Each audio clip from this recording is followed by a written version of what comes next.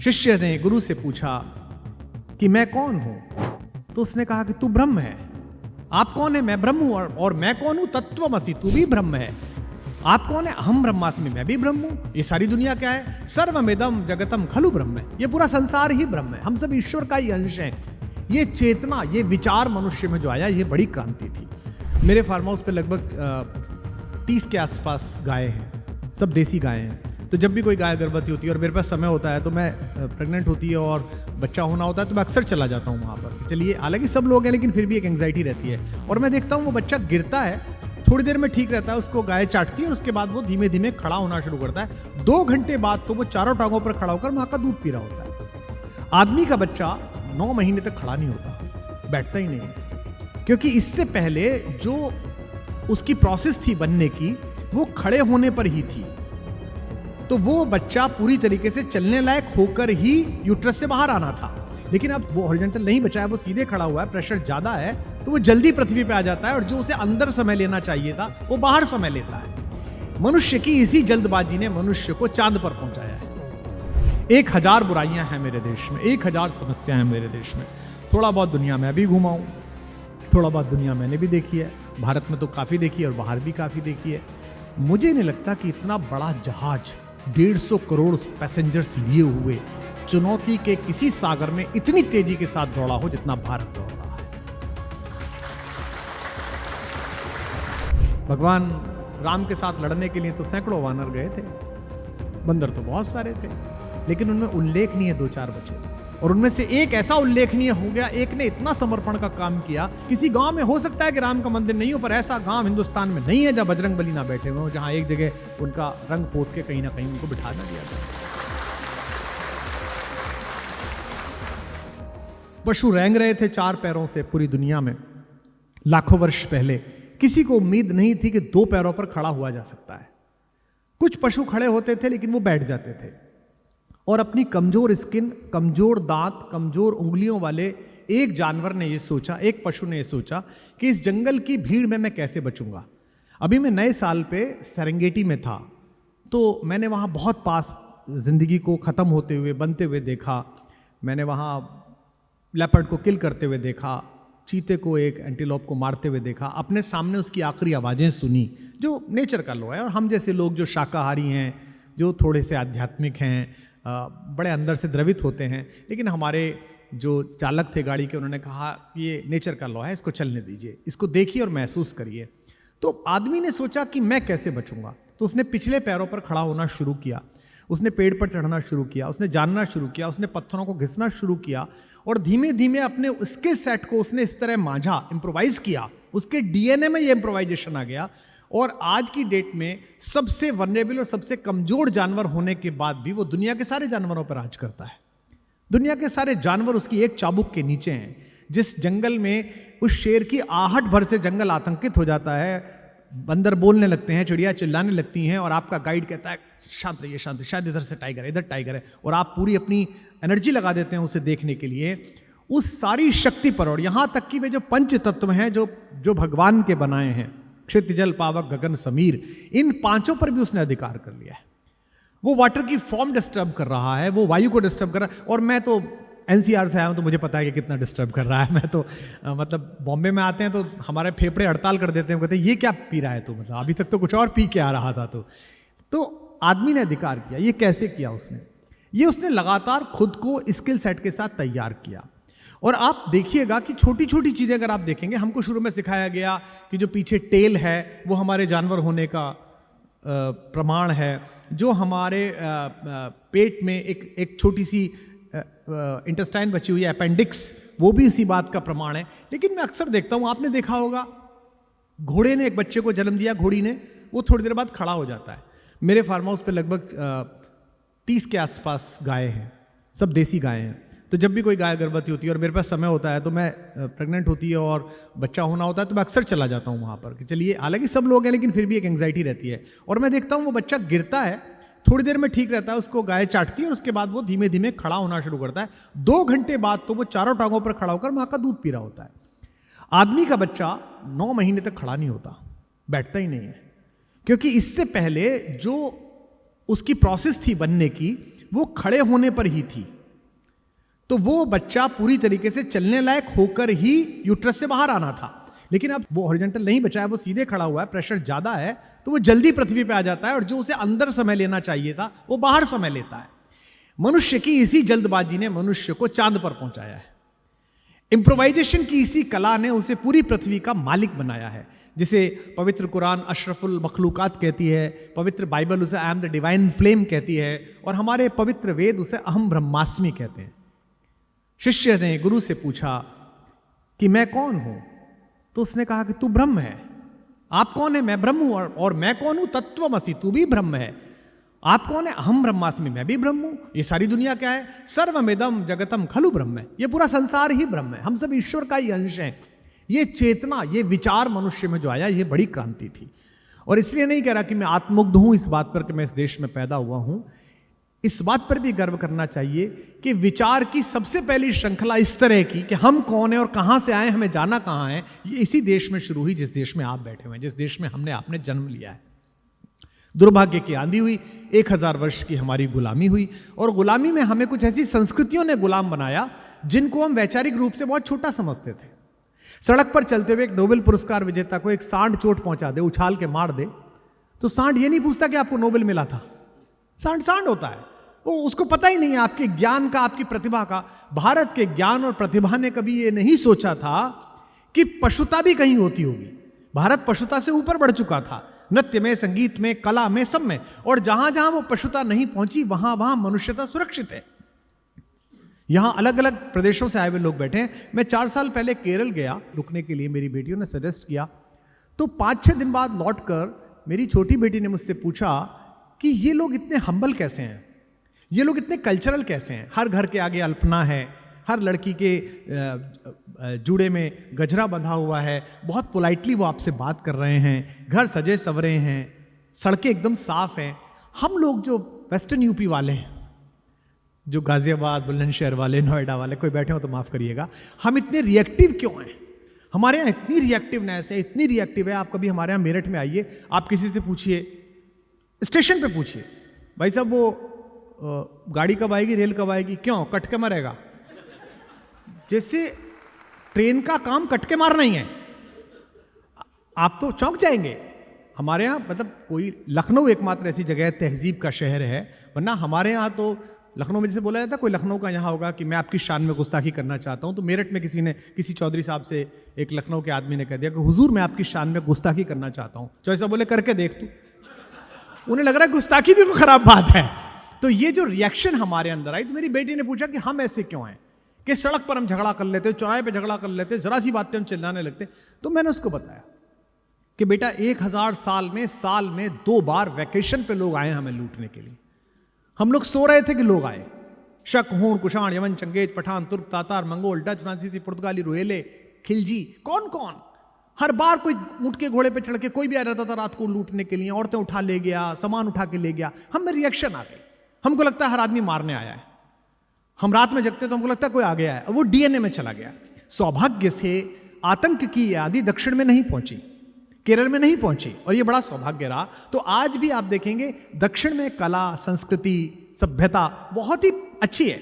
अच्छे से वो आपसे बात करेंगे। कभी आपने उन्हें बहुत एग्रेशन में नहीं देखा होगा, उन्हें अपनी चीजों से लगाव भी है, इतनी ज्यादा कि उनका अगर कोई रोल मॉडल अपनी आयु पूरी करके भी दिवंगत हो जाता है तो उसके शोक में बहुत सारे लोग मर जाते हैं। अपने हीरो हीरोइंस के वो मंदिर बनवा लेते हैं। इसका मतलब उनके अंदर श्रद्धा, समर्पण बहुत ज्यादा है।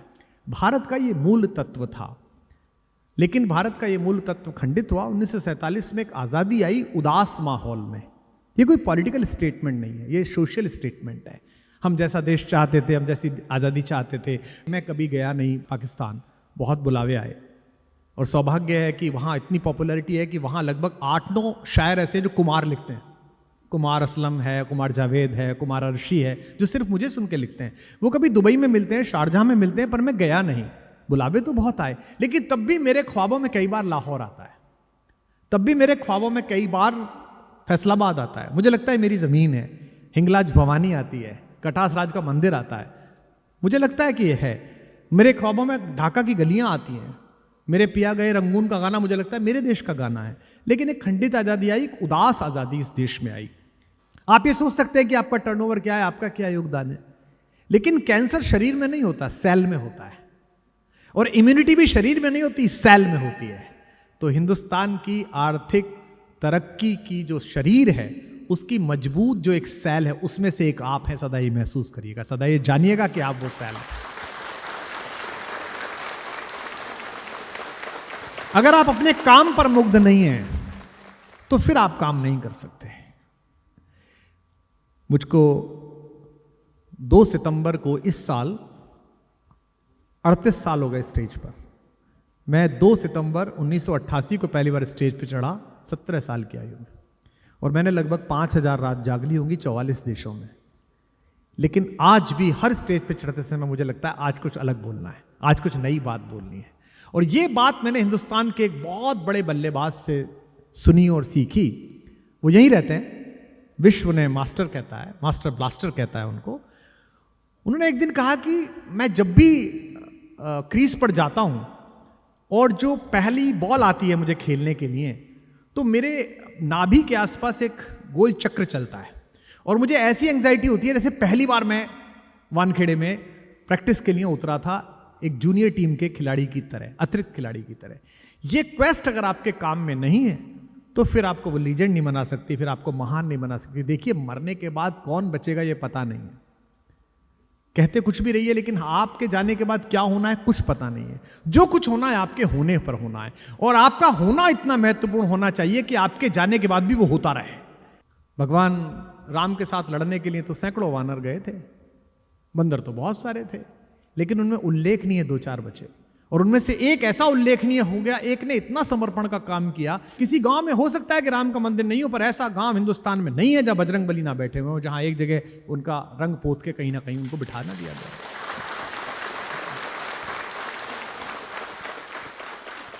जबरदस्त प्रतिभा है और बचपन से ही प्रतिभाशाली है। पूरी दुनिया ने देख लिया कि बचपन से उन्होंने क्या किया है, कि वो सूर्य को मुंह में उन्होंने रख लिया है। प्रतिभा भी है और प्रतिबद्धता भी है। राम काज कीने बिना मोई कहां विश्राम। दूसरा, समर्पण भी है। आज की डेट में आप जाइए हवाई जहाज में, कहीं जाइए, आदमी से पूछिए कि आप क्या करते हैं और आप कहां से हैं, वो सब चीजें बताता है जिसके बताने से वो महत्वपूर्ण होता है। I was in IIT Kharagpur, आप आए थे मेरे यहां। Then I went to IIM Ahmedabad, then I join ENY। उसके होने में वो सब नाम सम्मिलित हैं, जैसे अगर ये ना होते तो ये आदमी ना होता, वो इसका बना हुआ है। और दूसरी तरफ हनुमान है, वो 5 पवित्र कन्याओं में से एक अंजनी के पुत्र हैं। जो 5 कन्याएं हैं हमारी, महासती, महासौंदर्यशाली, महाशक्तिशाली, उनमें से एक। 5 तत्वों में से एक जिसके ना होने पर जिंदगी समाप्त हो जाएगी, वायु, उसके बेटे हैं। यानी कि उनकी जो वंश परंपरा है वो भी शानदार है। उनके टीचर कौन है? उनके टीचर ब्रह्मा और शंकर हैं। वो 11वें रुद्र कहलाते हैं, शंकर ही कहलाते हैं, शंकर के अंश है, वो रुद्रावतार हैं। उसके बाद भी जब वो जाते हैं अशोक वाटिका में और सीता जी पूछती हैं कि भी तू कौन है बंदा, तो वो ये नहीं कहते कि I did graduation from IIT and then I got to IIM। No, वो ये नहीं कहते। उनका एक लाइन का परिचय है, वो है उनका कमिटमेंट, वो है संस्थान के प्रति समर्पण। वो अपने बारे में बताती नहीं है। उनकी पहली बात है, रामदूत मैं मात जानकी, हे माता जानकी मैं राम जी का दूत हूं। तो इस संस्थान में काम करने वाले सारे बुद्धिमान लोग और सारे शक्तिशाली लोग जिस दिन ये नहीं मानेंगे कि वो इस बड़ी टीम का एक हिस्सा मात्र हैं, तब तक ये टीम उठेगी नहीं, तब तक ये बड़ा काम नहीं कर पाएगी। अपनी पर्सनैलिटी को डाइल्यूट करके एक संस्थान का हिस्सा बन जाना कि इसके होने से मैं हूं और मेरे होने से ये है, जब तक ये नहीं आएगा तब तक काम नहीं होगा। तब तक आप ना नंबर बन सकते, ना सर्वोत्तम बन सकते, और पुरुषोत्तम तो बन ही नहीं सकते। ये तो तय है। तो हमारी सारी प्रगति जो है वो हमारे अतीत के कुछ खमियाजे हैं उन पर आधारित है। और भारत इस समय विश्व में एक ऐसी आर्थिक शक्ति के रूप में उभरा है जिसकी ओर सब देख रहे हैं। आप सोचिए, यहां बैठे हुए लोग जो 70 के दशक की पैदाइश हैं या उससे भी पहले 60 की पैदाइश है, आप जब जवान हो रहे थे 80 के दशक में, आपने कभी सोचा था देश ऐसा होगा? 1000 बुराइयां हैं मेरे देश में, 1000 समस्याएं हैं मेरे देश में। थोड़ा बहुत दुनिया में भी घुमा हूं, थोड़ा बहुत दुनिया मैंने भी देखी है, भारत में तो काफी देखी है और बाहर भी काफी देखी है। मुझे नहीं लगता कि इतना बड़ा जहाज 150 करोड़ पैसेंजर्स लिए हुए चुनौती के किसी सागर में इतनी तेजी के साथ दौड़ा हो जितना भारत दौड़ रहा है। हम किन से तुलना कर रहे हैं? हम तुलना करते हैं सिंगापुर की 80 लाख लोगों की बोट से। कितने लोग हैं सिंगापुर में? 80 लाख लोग। हम तुलना किन से करते हैं? मैं गया था न्यूजीलैंड, मैं वहां उतरा तो वहां के जो हमारे एम्बेसडर साहब थे वो मिले, तो मैंने उनसे पूछा कि सर कितनी आबादी है? 5-7 साल पहले की बात होगी। तो बोले कि 48 लाख। मैंने कहा इतने तो मेरे ट्विटर पे। छोटे छोटे देश हैं। यही कारण है कि विश्व के सारे बड़े देश चाहे कुछ कर लें, उनको अंततः भारत की ओर देखना पड़ता है। और आपने देखा कि दुनिया में जो महाशक्ति बनने का जिसे अहंकार है, जो सबसे ज्यादा पूरी दुनिया को गाइड करता है, वो बुरे बाल वाला फूफा, वो कितना ऑब्सेस्ड है इंडिया से। वो हमारे प्राइम मिनिस्टर को ऐसे ट्वीट करता है जैसे बेवफा प्रेमिकाओं को ट्वीट किया जाता है।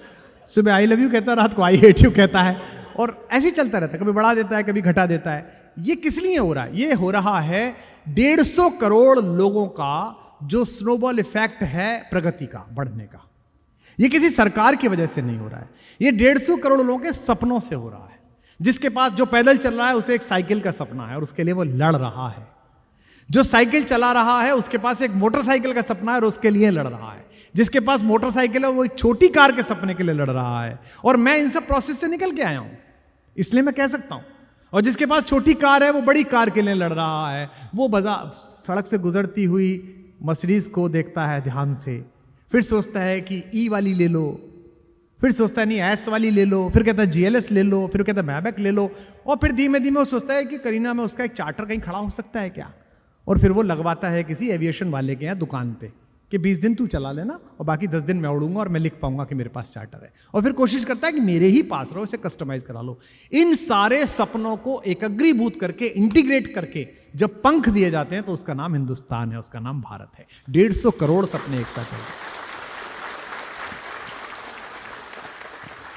आपका विषय है अर्थ का। दुनिया में अकेला देश है जिसने अर्थ को जीवन के हेतु में गिना, मोटिव ऑफ द लाइफ में गिना। बाकी लोगों ने रेगुलेशन ऑफ लाइफ में गिना। ध्यान दीजिएगा शब्दों पर।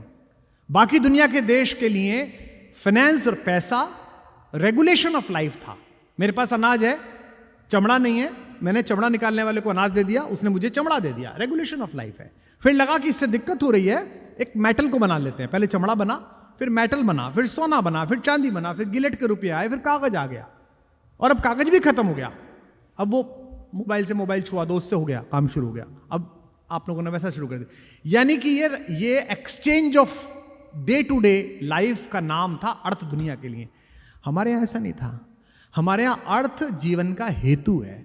जब पूछा गया ऋषि से कि लाइफ का पर्पस क्या है, व्हाई आई एम लिविंग, शिष्य ने पूछा, तो उसने कहा 4 चीजें हैं जिनके कारण तुझे जीना चाहिए, जिनमें सबसे पहला है धर्म। धर्म का मतलब वो नहीं जो चल रहा है। धर्म का मतलब घंटी बजाना नहीं, धर्म का मतलब नमाज पढ़ना नहीं, धर्म का मतलब गिरजाघर जाना नहीं, वो तो धार्मिक क्रियाएं हैं।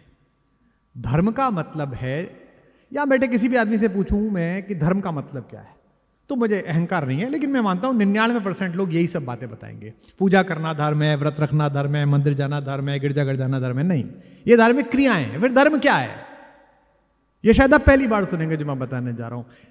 किसी भी पदार्थ का, व्यक्ति का, समाज का, देश का वह मूल गुण जिसके ना होने पर वह वैसा ना कहलाए, वो धर्म है। इसे मैं उदाहरण से समझाता हूं।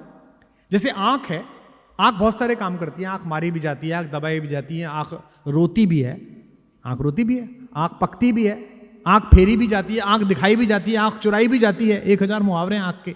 लेकिन आंख का मूल धर्म क्या है? आंख का मूल धर्म है देखना। जो आंख देखे ना वो आंख नहीं है, कुछ भी हो सकती है। पानी का मूल धर्म क्या है? बोले साहब बहता है जो पानी है, बहता तो पारा भी है, पानी थोड़ी है, पी थोड़ी जाओगे। जो प्यास बुझाए, जो आपकी प्यास को संतृप्त करे, वो जल है। अन्यथा पानी तो इस समुद्र में भी है, लेकिन ये सप्लाई तो नहीं हो पा रहा है। तो जिस चीज के, तो आपका धर्म क्या है? मनुष्य का धर्म क्या है? मनुष्यता। पशु कौन है? पशु वो जो पाश में बंद था, जिसको ये विवेक नहीं था कि ये मां है, ये बहन है, ये बेटी है, जिसको ये विवेक नहीं है कि किसको मारना है, किसको नहीं मारना है, जिसको ये विवेक ही नहीं है कि मां के सामने से छोटा शिशु छीन लेना है ये विवेक नहीं है, वो पशु है। इस पशुता से जब मुक्त किया गया, इस पाश से जब मुक्त किया गया तो मनुष्य बना, मानव बना। मानव का, ह्यूमन का मूल धर्म है ह्यूमैनिटी। आप किसी भी धर्म के हैं, अगर आपके अंदर ह्यूमैनिटी नहीं है तो आप धार्मिक नहीं है। आप वितंडा कर रहे हैं, आप नौटंकी कर रहे हैं, नाटक कर रहे हैं, बट आप धार्मिक नहीं है। तो हमने जीवन के 4 हेतु बनाए। सबसे पहला धर्म, यानी कि आपको मनुष्य होना है, और धर्म के तुरंत पीछे खड़ा किया हमने अर्थ।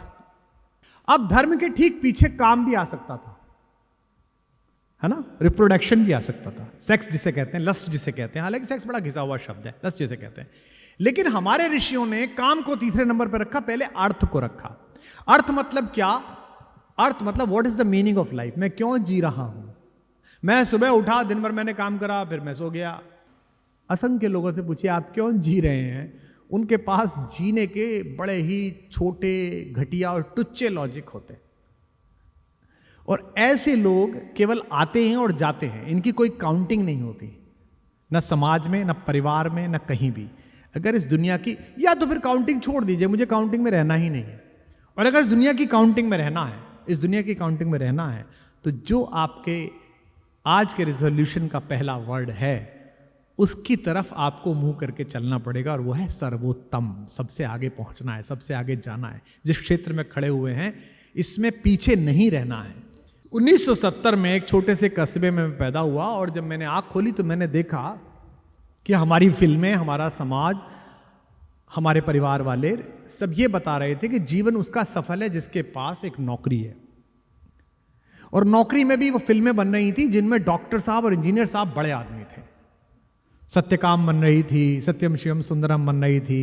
इंजीनियर साहब पुल बनाने के लिए गांव जाते थे, वहां प्रधान की बड़ी खूबसूरत लड़की उन्हें दिख जाती थी, फिर वो एक अफेयर चलता था, और फिर उसमें बीच में विलेन आ जाता था, गांव का मुखिया, और अल्टीमेटली पुल भी बन जाता था, और उन दोनों के बीच भी पुल बन जाता था, फिल्म अच्छी हो जाती थी। और इस सारे खेल में 1960 के दशक की फिल्मों में मैं देखता था, हीरो के पीछे उसका एक जोकर टाइप दोस्त होता है, जो कि अक्सर महमूद साहब होते थे, या एक दो कोई और लोग, जॉनी वॉकर वगैरह होते थे, जो शायरी करते थे, जो 2 लाइनें पढ़ते थे, और उनका अफेयर जनरली हीरोइन की नौकरानी से चलता था। आपने देखा होगा, सॉरी टू से। तो मुझे लगता था ये आदमी अपनी आत्मा को पोर कर रहा है, ये एक हार्टफुल बात कह रहा है, ये इतने लाफ्टर के लायक क्यों है, इसकी समाज में इज्जत क्यों नहीं है, इसको पूछा क्यों नहीं जा रहा है। और आज तो आप कह सकते हैं, जो काइंड वर्ड सर ने मेरे बारे में बोले, और सर ने मेरे बारे में बोले, I am very honoured, I am thankful to you, आपने इतनी अच्छी बातें बोली जिसके लायक शायद मैं हूं भी नहीं। लेकिन उस समय पर, उस 80 के दशक के आखिरी वक्त में यह सोच पाना कि हिंदी पोइट्री को ग्लोबली भी ले जाया जा सकता है, और हिंदी पोइट्री के लिए बड़े बड़े शोज अमेरिका में, जापान में, लंदन में, दुबई में, शारजा में हो सकते हैं, जहां टिकट्स 2 दिन में बिक जाते हो, खत्म हो जाते हो, ये बहुत मुश्किल काम था, और एक दिन का सफर नहीं था। जब मैंने आपसे कहा कि मैं 38 साल से स्टेज पे हूं, तो कहने में तो 1 सेकंड लगे, लेकिन जीने में 38 ही साल लगे। हर दिन नया था, हर दिन नई चुनौती। तब यह भी होता था कि आप जिस नगर पालिका में गए हैं, वहां आप बस अड्डे पे खुद ही उतरे, आपने खुद ही वो धर्मशाला ढूंढी है जहां आपको रुकना है, खुद ही आप स्टेज पे चले गए हैं, और लास्ट में 101 रुपए मिलना है या 201 रुपए मिलना है, तो वो जिसको देना है, वो जो खजांची था नगर पालिका का, वो दारू पी के सोने चला गया। अब आपकी 9 बजे ट्रेन है, अब आप ढूंढ रहे हैं कि वो कहां है, तो फिर कोई आदमी उसे उठा के लाया है। लेकिन वो जो एक हर्डल्स थी, उन सब ने रोज सिखाया कि नहीं कम है, नहीं कम है, नहीं कम है। और आज मेरे फादर मेरी पत्नी से पूछते हैं कि अब किस बात की प्रॉब्लम है इसे, अब क्यों ये सुबह दोपहर शाम भागता फिरता है, अब ये कर लूं, अब वो कर लूं, अब ऐसा करते हैं, वैसा करते हैं। हैंस जिमर के साथ म्यूजिक कर रहे हैं, दुनिया का सबसे बड़ा म्यूजिशियन रहमान साहब के साथ, क्यों इतना काम करता है ये। और मुझे लगता है कि कोई दीवाना कहता है बहुत मशहूर है, पोइट्री बहुत मशहूर है, लेकिन किन में, जो हिंदी समझते हैं, उर्दू समझते हैं, थोड़ा बहुत हिंदुस्तान से प्यार करते हैं। जिस दिन ब्राजील के समुद्री तटों पर धूप स्नान करती हुई ब्राजील की लड़कियां कोई दीवाना कहता है गाएंगी, उस दिन मैं समझूंगा हिंदी का सफर पूरा हो गया।